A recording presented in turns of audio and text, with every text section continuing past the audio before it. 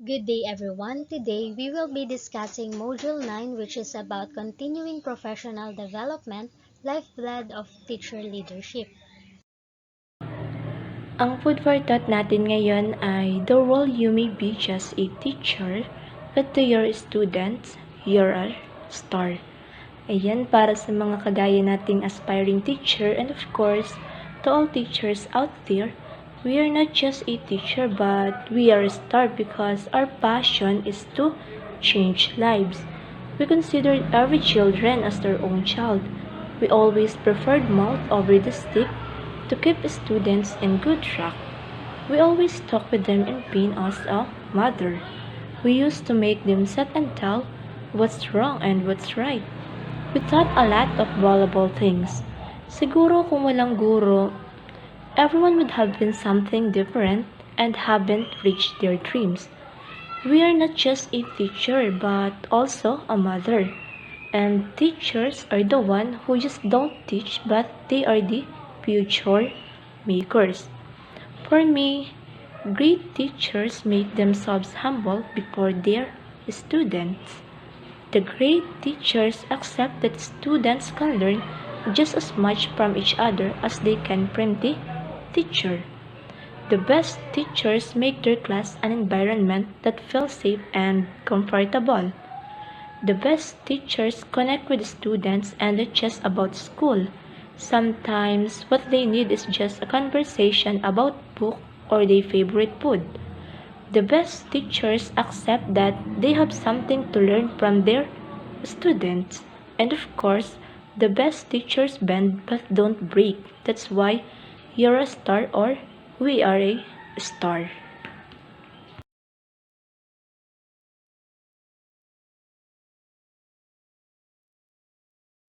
So for the presentation outline, we have here the introduction. Second is the historical and legal basis of continuing professional development in the Philippines. Third is the salient provisions of RA 10912, the Continuing Professional Development Act of 2016. Next is the number of CPD units required, then the ways by which professional teachers can earn credit units, and lastly, the characteristics of effective CPD. To become teacher leaders, teachers must undergo continuing professional development. In fact, all professional teachers owe it to themselves and to the clientele they serve to go through CPD. With the enactment of RA 10912, the CPD Law of 2016, CPD for all the professionals regulated by PRC is now mandatory. That's the only way all professionals, including teachers, are made to go through CPD. Noong 2016, nasimulan ang Republic Act 10912 na tinatawag na the CPD Law of 2016. Nakasaad sa batas na ito na kailangang mag-undergo ng mga teachers at iba pang professions under PRC sa mga trainings na CPD accredited upang makatulong sa kanilang professional development. The historical and legal basis of continuing professional development in the Philippines. CPD means continuing professional development, and here are the historical and legal basis of CPD in the Philippines. Even before the enactment of this CPD Act of 2016, CPD was already alluded to in the 1987 Philippine Constitution. No less than the fundamental law of the land, Section 5, Paragraph 4, states that states shall enhance the right of teachers to professional advancement. Kahit hindi pa nabubuo ang CPD Law of 2016, included na sa 1987 Philippine Constitution, stated in Section 5, Paragraph 4 na the state shall enhance the right of teachers to professional advancement. Next, RA 9155.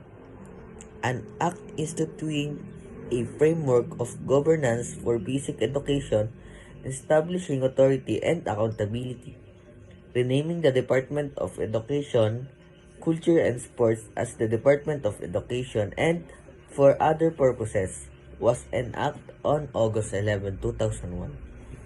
Section A. The Secretary of Education shall have authority, accountability, and responsibility, among other things, for 6. Enhancing the employment status, professional competence, welfare, and working condition of all professionals of the department school heads. Section 7E. Consistent with the national education policies, plans, and standards, the school heads shall have authority, accountability, and responsibility for encouraging staff development. Next po.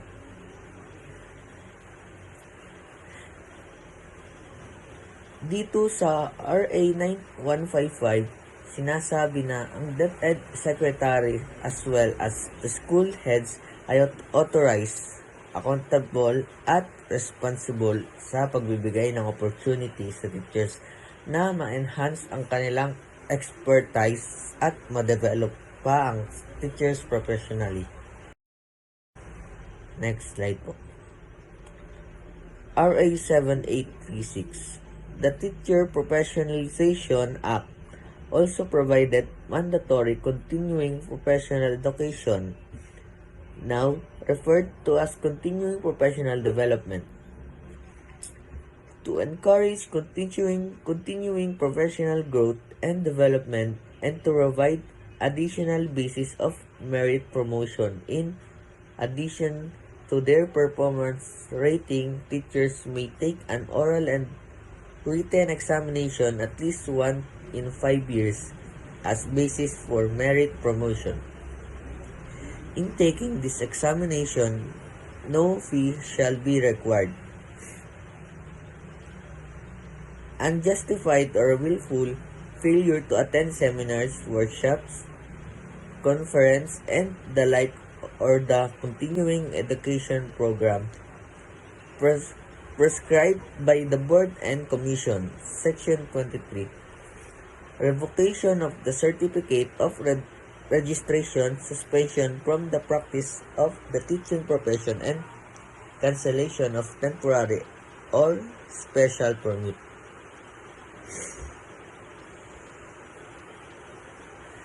Dito naman po sa RA 7836, nakasaad ang ilang details tungkol sa merit examination for promotion at tungkol din sa revocation at suspension ng license in teaching. Sa Section 19, mababasa na mayroong merit examination once in 5 years na maaaring magbasis ng promotion along with the teacher's performance rating.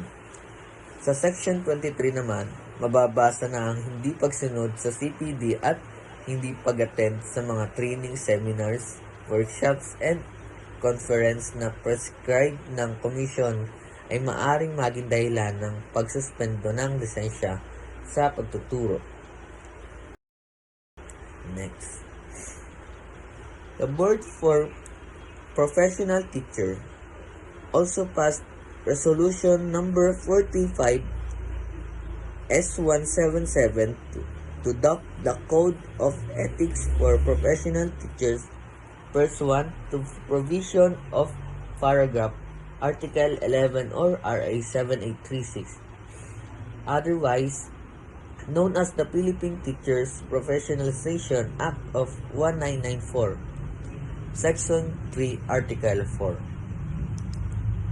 Every teacher shall participate in the continuing professional education program of the Professional Aid Regulation Commission and shall pursue other studies as will improve his efficiency, enhance the prestige of his profession, and strengthen his competence, virtues, and productivity in order to be nationally and internationally competitive. stated in Section 3, Article 4 of the Resolution number 435 S177 passed by BPT, lahat ng teachers ay need mag-participate sa CPE or Continuing Professional Education. Kaya ngayon ay nire-require na po ang teachers na mag-pursue ng kanilang postgraduate degrees such as master's and doctorate degrees. Executive Order number 266.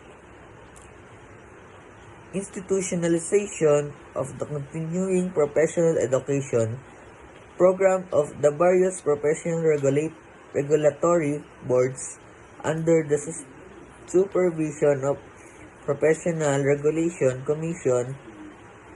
This was signed and issued by the Office of the President Fidel V. Ramos on July 25, 1995. To wit, the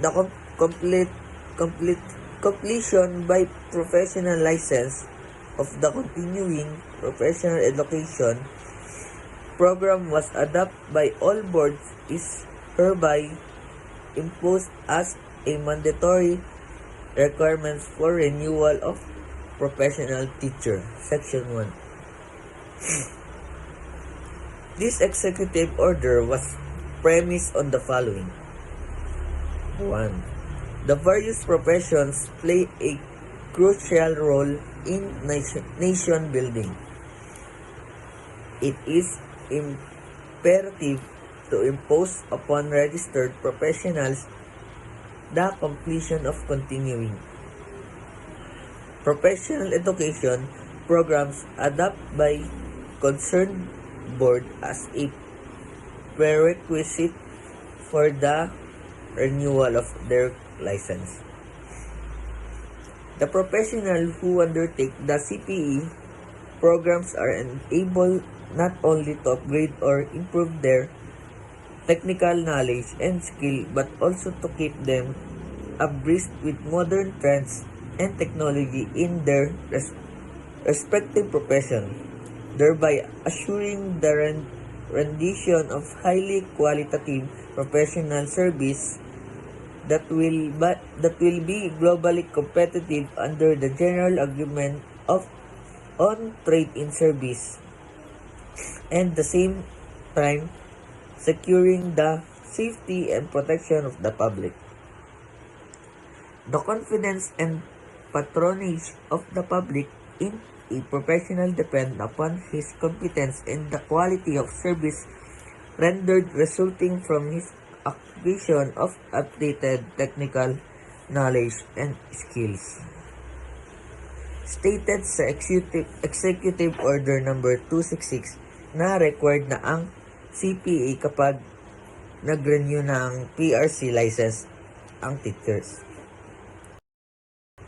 And next slide po ay salient provision of RA 10912. The Continuing Professional Development Act of 2016.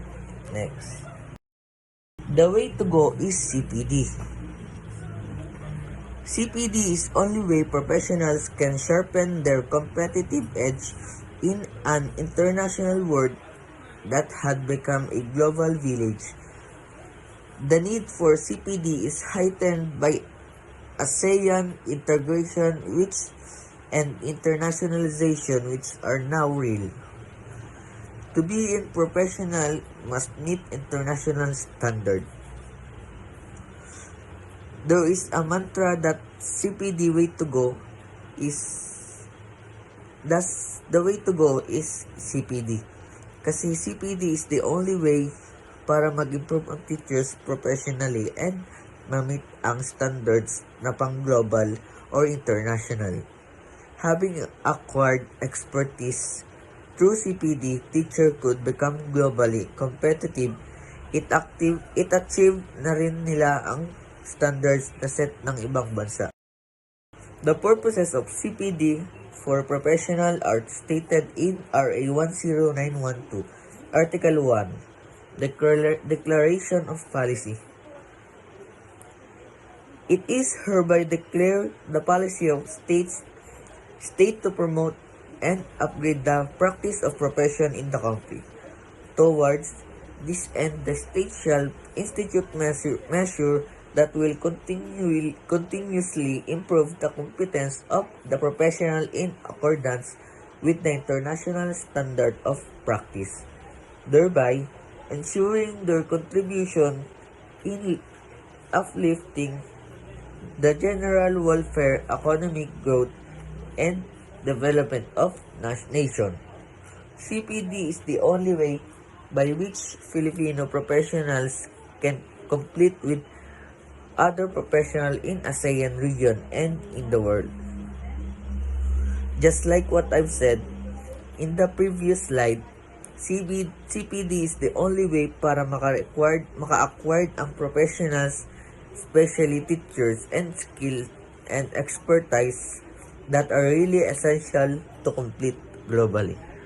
Thank you po. Bago tayo magsimula dun sa report ko, konting clarification lang pagdating dun sa CPD. Ayan, when we say CPD, it stands for Continuing Professional Development, and it is the term used to describe the learning activities professionals engage in to develop and enhance their abilities. CPD combines different methodologies to learning such as training workshops, conferences and events, e-learning programs, sharing ideas that focus for an individual to improve and have an effective professional development. Kumbaga, itong CPD ay paraan siya para ma-improve or ma-manage yung mga kakayanan natin as a teacher and to ensure na proficient and competent tayo doon sa profesyong pinasok natin. Dito, all professional teachers are required to show proof of CPD as a requirement for the renewal of license. RA 0912 mandates 45 CPD units for the renewal of professional license. Dito sa July to November 2017, meron siyang 0 CPD units. Pagdating ng December 2017, halos makalipas lamang ang isang buwan, nagkaroon na ng 15 CPD units. At nitong 2018, isang taon na lumipas, nag-add uli ng 15 units kaya naging 30 CPD units. At pagdating ng 2019, makalipas uli ang isang taon, nag-add uli ng 15 units kaya naging 45 CPD units. Ways by which professional teachers can earn credit units. So, continuing professional development can be earned in 4 ways.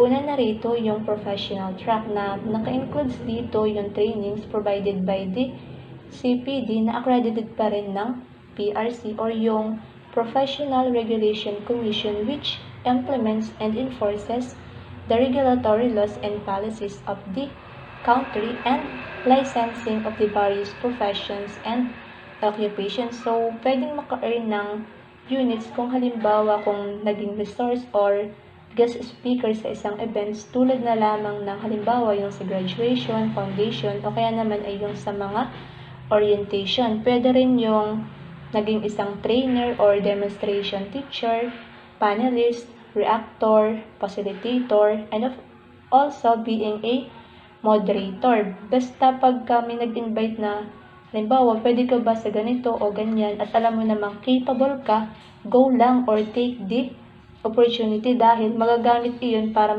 madagdagan yung CPD units and of course, for experience na rin. Next natin ay itong academic track na kapag mayroong master's degree, nakapag-doctorate or may postdoctoral diploma, isa ito sa mga valid basis para madagdagan yung puntos sa CPD. So, kung natatandaan ninyo, nung senior high school tayo and junior high school, may mga teacher tayo na mababalitaan na lang natin na hala, nagmamasteral pala si Ma'am ganito. Iyon ay dahil may purpose sila na mas pataasin pa yung kanilang position dahil sa pagkakaalam ko meron niyang T1, T2 or yung T3. Tas yun nga, if ang gusto ay principal, required talaga na mag-masteral. Dito naman sa self-directed track, tumutukoy ito dun sa mga learning activities tulad na lamang ng online training. Ito man ay mapa-local or international. Kabilang din dito yung seminar, kung saan ito yung palagian or karaniwang dinadaluhan ng mga teachers, lalo na nung hindi pa nagkakaroon ng pandemic. Dahil sa pagkakaalam ko, after ng seminar, may mga binibigay na certificate na katunayan iyon ng kanilang pagdalo na pwede yung gamitin para makadagdag puntos. Pagdating dito sa productive scholarship, mas okay kung yung halimbawa yung isang professional teacher ay may alam or hindi lang basta may alam pagdating sa pagsulat, kundi may kasanayan na talaga. Halimbawa, sumusulat na siya or nakakapag-publish na siya ng sarili niyang aklat or talagang may background siya pagdating sa mga creative work, dahil mas okay iyon or isa na yung advantage dahil ang katumbas nito ay 45 credit units. Dito rin sa productive scholarship na de-develop yung mga program training module at mga curriculum guide and other resource material. Characteristics of effective CPD. CPD that works on, meron po tayong 6. Una na dito yung tinatawag nating continuous. When we say continuous, professional does not stop developing or else he or she rots. Dito po mapasok yung hindi porket nakapagtapos na tayo ng pag-aaral or nakakuha na tayo ng bachelor's degree ay titigil na tayo. Hindi po yan, dahil simula pa lamang ito kung paano natin mai-improve ang ating sarili pagdating sa pagtuturo. Sabi nga, habang tayo nabubuhay, patuloy at patuloy tayong natututo dahil pa rin doon sa mga process na ating pagdadaanan. Next naman natin ay yung collaborative. So, magiging mas effective yung CPD kung magiging part ng PLC o yung tinatawag nating Professional Learning Community, kung saan napopromote nito yung collaboration ng mga teacher para mapataas yung student outcomes or achievements ng kanilang mga tinuturuan. Halimbawa na lamang ay yung mga guro ay nagsasama-sama para sa isang layunin upang maisaayos at makabuo ng isang consistent curriculum na may malaking impact sa mga estudyante. Proceed na po tayo dito sa number 3, which is focus on specific teacher needs. So, mas effective yung CPD kung yung bawat pangangailangan ng mga guro ay natutugunan, dahil hindi rin naman madali para sa kanila na akuin, lalo na yung pagdating sa mga financial matter na pwede naman or maaaring tugunan ng department or ng institution. Halimbawa dito ay yung MOOE o yung Maintenance and Other Operating Expenses, kung saan ito yung pondo na binibigay ng DepEd sa mga public elementary and secondary schools na maaari nilang gamitin or gastusin sa mga school activities and other necessities to help maintain a safe and healthy environment in school. So, isa pa sa mga natatandaan yung suportado ng department ay yung chalk allowance and clothing allowance ng mga teacher, kung saan din sa pagdating sa chalk allowance, sa pagkakatanda ko meron itong 3,000 and doon naman sa clothing allowance 5,000. Ang pang-apat naman natin ay yung tinatawag nating job embedded. Sabi dito, dapat nakapaloob sa trabaho na hindi dapat nawawala sa pinagtatrabahuhan yung tinatawag nating CPD para maiwasan yung work disruption, dahil if mawala yung continuing professional development sa isang workplace, may tendency na pati yung mga estudyante na tinuturuan natin ay maapektuhan. And number 5 is given enough time o bigyan ng sapat na oras. Dahil sa tingin ko, mahirap ma-acquire or ma-achieve itong CPD kung hindi talaga paglalaanan ng oras at panahon, dahil kinakailangan talaga dito yung sinasabing commitment mo sa yung pinasok na profession, dahil kung hindi ka proficient and competent, wala rin yung silbi, kumbaga lahat mawawalan ng saysay. At ang panghuli sa characteristics of effective CPD is what we call funded. Dipat sa lahat naman, kailangan talaga lagi na nakalaang pondo dahil minsan nagagamit ito doon sa mga training program gaya nga dito sa CPD kung saan may mga training na kinakailangan ng financial. Halimbawa, yung isang teacher ay attend ng training or seminar, syempre, kailangan agad may nakalaang pondo para dito.